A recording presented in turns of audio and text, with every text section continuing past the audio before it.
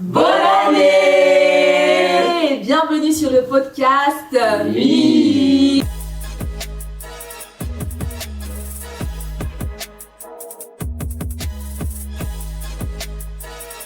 Waouh, on est en 2026. Yes. Quelle joie de vous retrouver. En tout cas, toute l'équipe est réunie ce soir. Je suis de retour. Jacques Léel est de retour. Est-ce qu'on peut l'acclamer? Je suis de retour. Je ne sais pas de quoi tu parles, mais en tout cas, on est très heureuse de te recevoir de nouveau. Moi aussi. Et comment tu vas sinon? L'année dernière, voilà, tu nous as laissé de côté. Mais Non, voilà, là, tu es de retour. La fin d'année, il y a beaucoup de choses qui se passent, beaucoup d'objectifs qu'on doit finir. Donc, c'est pas forcément évident, mais je suis très content d'être là en ce début d'année. Je vais très bien, très bien, très d'attaque pour cette nouvelle année. J'espère que vous aussi. Oui. Ça va. Je vous ai un peu suivi sur les vidéos, donc je pense que vous allez bien. Ça va. On a essayé de tenir sans toi, c'était dur. Je sais, mais c'est on pas est là, évident. on est là. Et Eunice, comment tu vas? Écoute, ça va super bien, Abiba. J'ai bien passé ma rentrée. Je suis retournée en cours, au travail en même temps. Donc, ça se passe bien. Je suis très contente de revenir, malgré l'épisode que j'ai raté. Mais Ah, toi aussi, on a voulu te boycotter. Oui. Ah, voilà. Bienvenue dans le club. C'est la vie, hein, la vie. C'est la vie. Merci. Et toi, Rebecca, comment ça va? moi, ça va. J'ai froid, il y a de la neige. Mais l'année commence doucement. Je suis encore en train de peaufiner mes objectifs. Donc, ça va. Il y a des rumeurs qui disent que depuis qu'Abiba a dit qu'il faisait pas très froid en France, le froid est arrivé. Depuis qu'elle a dit ça dans la Donc, vidéo, c'est qu'elle a parlé. Pardon, population. Pardon, population, pardon, la météo. Je ne voulais pas te réveiller. Mais voilà, quoi. C'est vrai qu'il fait super froid en ce moment. Il y a la neige de partout. Hein. C'est vraiment partout en France qu'il neige. Ouais. Donc, c'est pas mal aussi. Parce que quand il fait chaud, on se plaint qu'il fait chaud. Quand il fait froid, on se plaint qu'il fait froid. Bah, faut supporter, quoi. C'est la vie, hein. C'est la vie. En tout cas, on est en 2026. C'est vraiment le début d'année. Donc, il faut l'attaquer avec plein de joie, plein d'espoir, plein d'espérance. Oui. Donc, même s'il fait froid, c'est pas grave. Faut voir l'année. L'année est jolie. Oui. L'année est belle. Jolie comme la neige. D'accord. Et ce soir, je sais pas si vous avez des vœux à adresser à notre audience, à ces jeunes étudiants qui nous suivent. Et puis peut-être aussi rappeler, c'est quoi ce podcast? Peut-être qu'il y a des personnes qui nous découvrent pour la première fois, leur rappeler qui nous sommes et ce qu'on voudrait faire cette année encore avec eux. Jacques Léel, à toi la parole. Merci beaucoup. Quelle galanterie, très chère Oh, dame. mais... Non, mais déjà, donc, bienvenue encore sur le podcast MI, le média de l'étudiant étranger. Donc, c'est un podcast fait par des étudiants étrangers, pour des étudiants étrangers, pour vous aider, vous accompagner dans tout votre cursus, tout simplement étudiant, afin que vous puissiez réussir vos études. On croit vraiment à la force de la communauté et à la force de l'information. Donc, on se réunit, on invite pas mal de personnes de différents profils pour vraiment donner les bonnes infos, les bons conseils, ce qui a fonctionné pour nous, ce qui fonctionne pour d'autres personnes, pour qu'à la fin de l'année, vous puissiez valider vos années, vos études, vos diplômes, travailler en France, être heureux tout simplement. Donc, c'est ça le podcast MI, en quelques mots. Et pour cette année, vraiment, je vous souhaite tout simplement beaucoup de joie. Beaucoup de joie parce que c'est pas évident. En plus, il fait froid, ça rappelle un peu la tristesse, le fait d'être isolé. Mais cette année, vraiment, beaucoup de joie dans vos études, dans vos relations, vos fréquentations, dans tous vos projets, et que vraiment vous ayez le smile tout au long de l'année. Yes. Oh là là. Je suis de retour. Oh là là. Qu'est-ce que ça fait chaud au cœur. Et toi, Rebecca, un vœu pour les étudiants? Eh bien, moi, je vous souhaite la santé, que ce soit la santé physique ou émotionnelle dans tout ce que vous faites. Je sais que les études, c'est pas forcément évident. Et donc, sur ce premier semestre qui finit et sur le deuxième qui va commencer, vraiment, que vous soyez en bonne santé, couvrez-vous bien. Et également, travaillez à votre mental, gardez votre mental. Et puis voilà, vous allez réussir votre année. Yes, ça va bien se passer. Super. Eunice. Alors, moi, je rejoins Jacques Léel. Gardez votre bonne humeur, gardez votre joie. Qu'aucune situation ne vienne vous décourager ou vous emmener à tomber dans la dépression, parce que je vous assure, c'est très facile de tomber dans la dépression, mais c'est plutôt courageux de, malgré les défis, malgré les découragements de la vie, de garder la force et de garder l'énergie avec laquelle on a commencé. Yes. Donc vraiment, moi, c'est ce que je vous souhaite, de garder cette détermination, de garder cette envie de travailler, cette envie de réussir en vous, et de regarder vos objectifs, de les revoir, de les relire de temps à autre pour vous dire, je suis venu pour ça et je dois atteindre cet objectif. Donc vraiment, beaucoup de courage, beaucoup de force et beaucoup de joie. Voilà. Waouh! Yes. Et moi, je terminerai par dire beaucoup de réussite, beaucoup de succès, parce que vous devez réussir vos études et vous allez réussir vos études. Et vraiment, c'est ce qu'on vous souhaite, que quelles que soient les circonstances difficiles qui peuvent arriver, quels que soient les échecs peut-être que vous avez déjà connus, que vous sachiez vraiment qu'il y a de l'espoir et qu'en vous réside l'intelligence et la sagesse nécessaires Yes. pour pouvoir réussir vos études. Donc, cette année 2026, vraiment, beaucoup de réussite académique et professionnelle également. Et puis, on sera là pour célébrer avec vous. Yes, Ne nous oubliez pas. Faut nous appeler, s'il vous plaît. Oh, On va c'est venir vraiment faire la fête avec vous. Vous lire également. Voilà, en tout cas, merci beaucoup pour toutes ces belles paroles Avec plaisir. à l'égard des étudiants. Ouais. Et comme d'habitude, on vous rappelle également le thème de cette soirée, le thème de cet épisode plutôt. Aujourd'hui, on veut parler des objectifs, comment réussir son année 2026 en tant qu'étudiant. Donc, on aura l'occasion de parler des résolutions, des objectifs et comment les atteindre. Donc, restez jusqu'au bout de cet épisode parce qu'il y a de belles choses à apprendre. de belles Ok. Vous rappelez également le thème de cette soirée, le thème de cet épisode plutôt. Aujourd'hui, on veut parler des objectifs, comment réussir son année 2026 en tant qu'étudiant. Donc, on aura l'occasion de parler des résolutions, des objectifs et comment les atteindre. Donc, restez jusqu'au bout de cet épisode parce qu'il y a de belles choses à apprendre. Ok. Ce soir, on va parler aussi des objectifs, mais également de comment atteindre ces objectifs-là. Parce que la plupart du temps, en début d'année, on se donne des résolutions, mais à la fin d'année, on se dit, ça va pas, c'est deuil, comme disaient les Ivoiriens. Donc, ce soir, on va voir comment, en tant qu'étudiant, te donner des objectifs SMART et comment les atteindre. Donc, Jacques Léel, à toi la parole. Éclaire-nous ce soir, s'il te plaît. Non, c'est un sujet très important et ça va déjà, quand une année commence, il faut avoir une vision.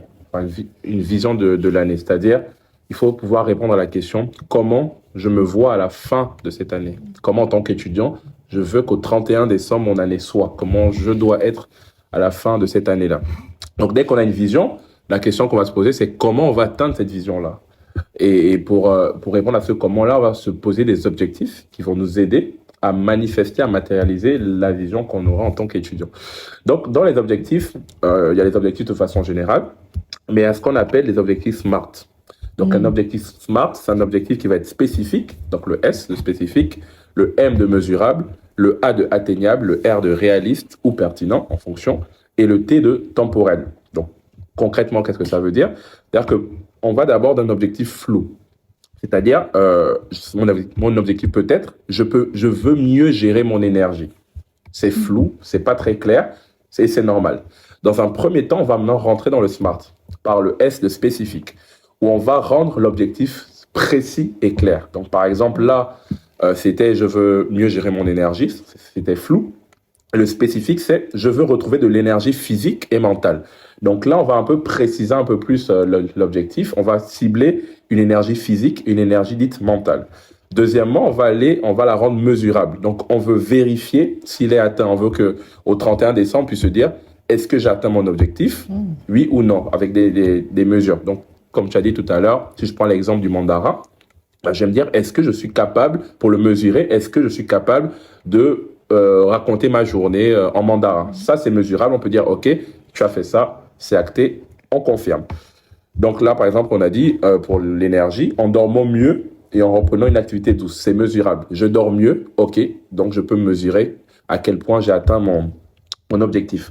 Le troisième point, c'est atteignable. Donc, il faut que l'objectif soit réaliste, selon le temps et vos capacités.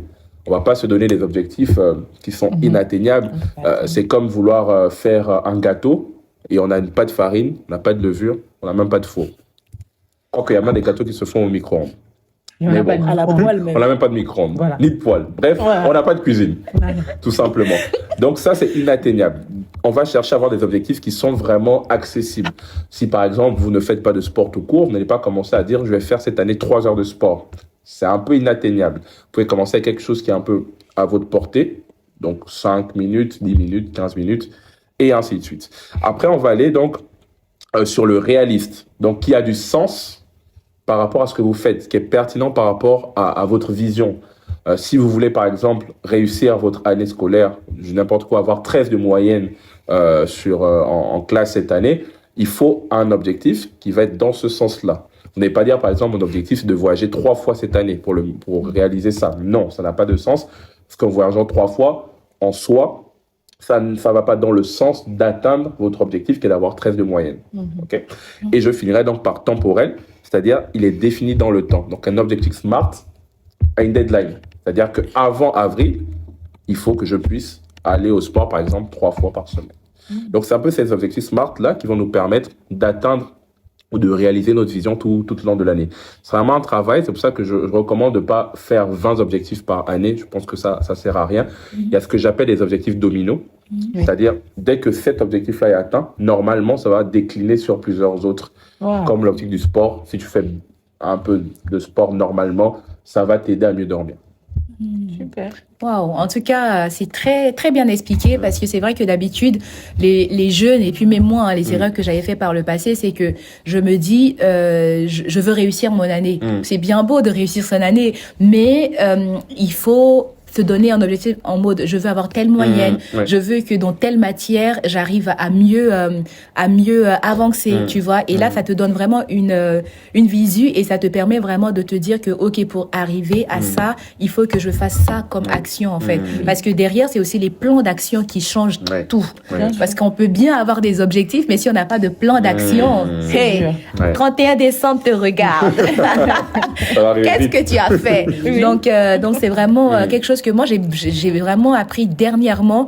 Donc ne vous dites pas que mais je sais pas comment faire, ça s'apprend. Aujourd'hui sur internet, on peut vraiment trouver beaucoup de ressources pour pouvoir établir un plan, établir une vision, établir des objectifs pour qu'à la fin de l'année vous puissiez réussir.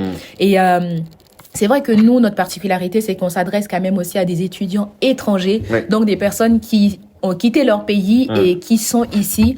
Et c'est vrai que ce détachement aussi avec le pays, avec la famille, parfois ça peut jouer aussi en fait sur les étudiants.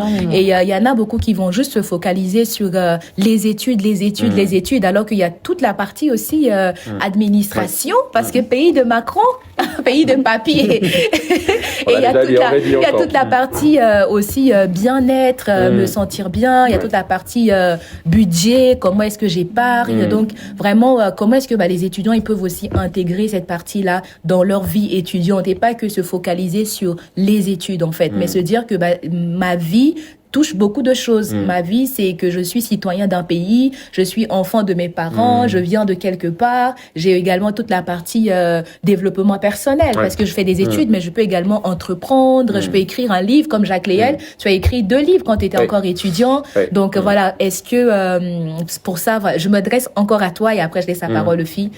Voilà. C'est intéressant ce que tu as dit et je le partage totalement. En fait, c'est vraiment aller dans un sens où on réalise que réussir ses études, c'est tout un écosystème.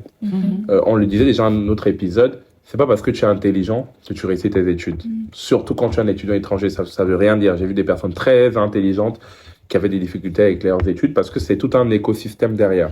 Faut vraiment voir les études comme un corps humain. En fait, c'est incroyable quand on étudie un peu le corps. Bon, je suis pas docteur, mais je m'intéresse un peu au sujet. Il y a tellement de choses qui ont un impact sur l'autre. Là, actuellement, je suis à fond sur comment mieux dormir. Et je me rends compte que donc le sport est important. Ce que je fais dans la journée est important. Comment je m'alimente. Qu'est-ce que je bois. Qu'est-ce que je regarde sur mon téléphone. Jusqu'à quelle heure je suis devant mon téléphone, devant les écrans. Bref, il y a vraiment un écosystème autour qui va vraiment impacter mon bien-être. Et en tant qu'étudiant, je me dis, il faut vraiment se dire, OK, quand je commence l'année, et tu l'as dit, je pense à un épisode par rapport au bilan, où est-ce que je voulais aller et pourquoi je ne suis pas allé là-bas. Si je voulais avoir 17 de moyenne, pourquoi je n'ai pas réussi à avoir ce 17 de moyenne-là. Et c'est là on va aller dans une introspection où on va s'asseoir, on va analyser tout ce qu'on a fait. Lorsqu'on veut atteindre de nouveaux cieux en faisant les mêmes choses, ça peut pas arriver, c'est pas possible. J'aime dire que pour arriver à 100, il faut faire 50 plus 50.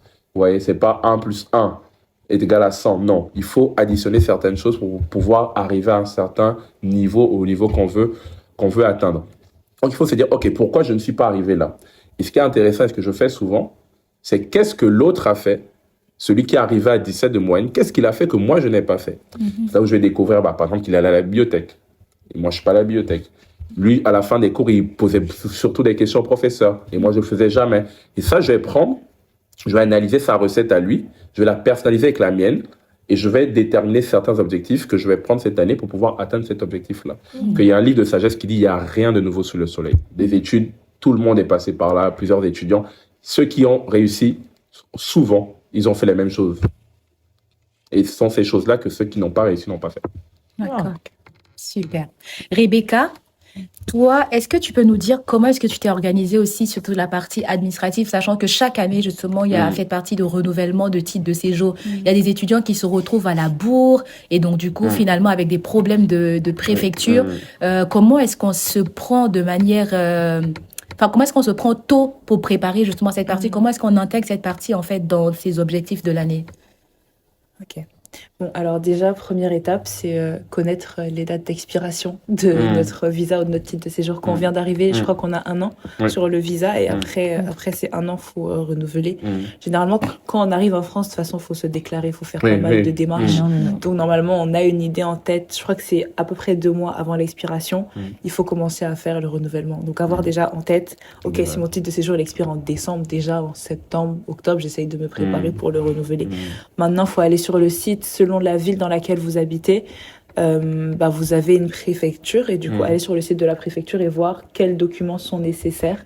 Ne pas chercher le document la veille du rendez-vous. Ou demander à ses amis. Ça, c'est des choses que les gens font beaucoup, en fait. Parce que parfois, ce que ton ami sait a déjà changé. Aujourd'hui, la loi évolue tellement vite.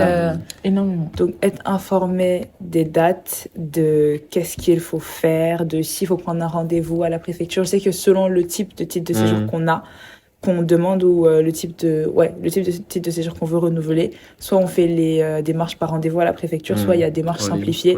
Donc vraiment regardez, cherchez votre type de titre de séjour de visa pour pouvoir le renouveler correctement et réussissez aussi vos examens parce que ça pèse dans la balance pour pouvoir bien renouveler ce type de séjour. C'est simple, hein, pas de titre de séjour, pas d'études, pas de réussite, on revient au pays. Voilà. Ouais. Non, c'est très important vraiment de mettre le renouvellement de votre titre de séjour en fait dans votre vision board. C'est un objectif parce qu'il y a des jeunes vraiment qui se retrouvent, ils vont déposer la demande à 1 semaine. Non, en fait, là tu sais que c'est 2 mois et même quand tu te prends 2 mois à l'avance, c'est juste. Donc vraiment tout ça, ça se planifie. Et quand vous planifiez ça, vous déposez votre demande et vous savez que vous aurez votre titre de séjour à temps. Et Eunice, je veux revenir... je peux juste rajouter un truc. Sachez aussi qu'il y a un timbre à payer. Donc, épargnez l'argent du timbre. Ça a augmenté, non, je crois. Ça a augmenté, oui, ça a augmenté. Des 2 ans, maintenant, ça a augmenté. J'ai regardé. Moi, c'était à 75 euros. Ah oui, j'ai l'impression que ça a toujours été à 75 euros. Je sais. 45. On va revérifier. À vérifier, mais en tout cas, mettez de l'argent. C'est sûr. Faites des provisions. Ok, merci Rebecca. Eunice, est-ce que tu veux nous parler, toi, sur la partie, justement, bien-être personnel et aussi intégration, parce que il y a des personnes peut-être qui sont là mais ils se sont pas fait d'amis, ils connaissent personne et ils sont seuls en fait. Sauf que pour développer son réseau professionnel, il faut connaître des gens, mais également comment on fait pour bien être dans sa peau, prendre soin de soi. Ah, d'accord. Ce sujet est intéressant. Alors moi, ce que je ferai en premier, c'est vraiment que vous puissiez vous dire en vous-même que déjà je suis venue dans un nouveau territoire, tout est nouveau pour moi et il faut que je puisse m'adapter. Et il faut comprendre déjà que on est unique, on n'est pas comme les autres. Donc il faut déjà garder sa personnalité. Et ensuite, pour garder son bien-être, n'hésitez pas à aller peut-être à des cafés, je sais pas, des cafés de langue, ou encore des associations de votre pays. N'hésitez pas à aller vers vos collègues de classe à la fin du cours et tout, discuter un peu sur des sujets, apprendre à connaître la personne. Voyez aussi dans différentes facultés, je pense qu'il y a quand même des psys Oui. Oui. des psys. Voilà, vous pouvez aller juste voir le psy, discuter un peu, vous renseigner aussi. N'hésitez vraiment pas, n'ayez pas peur d'aller parce que ça dépend vraiment de votre bien-être. Donc, pensez à vous aussi d'abord. N'hésitez pas à aller découvrir. C'est pas que je vous demande de sortir tout le temps et de ne pas travailler, non. Mais allez-y découvrir autre chose. Arrêtez-vous peut-être au café d'à côté. Prenez la peine de découvrir. Ah, t'as un nouveau café. Elle aime beaucoup les cafés. Voyager aussi. Allez au café. Allez au café. Café, la vie dans laquelle vous êtes. Voilà, dans la vie dans laquelle vous La êtes. région. Allez manger des glaces, prendre un bubble tea. Allez-y au parc, courir, marcher. Vraiment, prenez la peine de découvrir. Vous savez pas qui vous allez rencontrer en marchant. Yes. Donc, et je vous conseille aussi de tenir c'est vrai que c'est un peu, ça peut être banal, mais c'est important de tenir un journal où vous libérez tout ce que vous avez à l'intérieur de vous parce que il y a tellement de pression souvent quand on arrive à l'étranger et c'est compliqué. Donc, tenez un journal, un carnet ou encore une personne pour vous aider. Très bon conseil que Eunice a donné et je voulais rajouter aussi des voyages. Vraiment, nous sommes en France et la France a plusieurs paysages, mais c'est fou. Du nord au sud, de l'est beau pays. à l'ouest, vraiment, on peut découvrir plein de belles choses. Donc, planifiez également des voyages peut-être de week-end ou d'une semaine. Ça vous permet de voir autre chose, ça vous permet de découvrir autre chose et ça fait du bien également à l'esprit et au corps et à l'âme aussi. On sait jamais.